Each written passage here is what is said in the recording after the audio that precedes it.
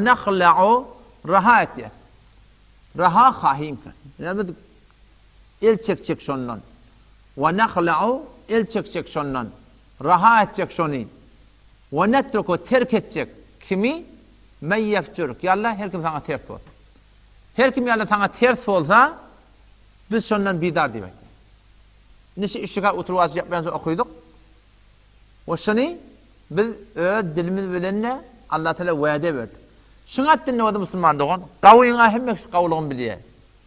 Kavuyun hemmek işte kavur ya kav diye. Telekende telekenin bilmeyen adam ad. Şayet nefsini uğruna git burada diye diyer.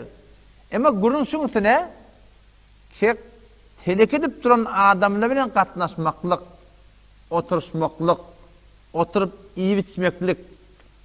O farkına paykasız etmeyen desin. Bet hecab hanıvada, ba hecab hanıvada. Bi namaz hanıvada, ba namaz hanıvada. Halal hur hanıvada, haram hur hanıvada. İffet-i pak damen hifzet bilen hanıvada, paykasız hanıvada. Şeriata oraya bolayan var, halka oraya olup vermeliyip verenle var. O zaman şu arada şu ikili birbirini tek taşın. Ot bilen tuş.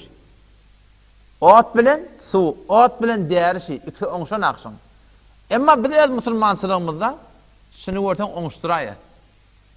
Şunu onuşturayat ay. Mağa ne etmedi? Rahat çok oturup yemeklik, içmeklik, şu bilen rahat bulup gezmeklik. Şunu görelim Peygamber Huda Aleyhisselam ne deyiptir?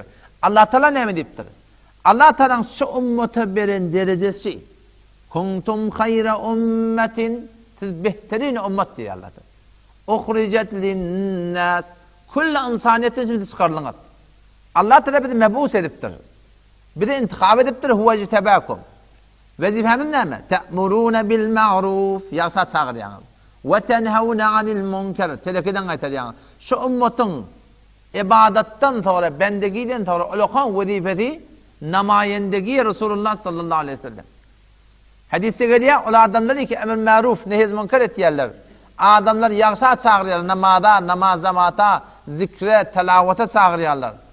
Ve nahuna anil munkar, telekiden de kaytaryan adamlar var.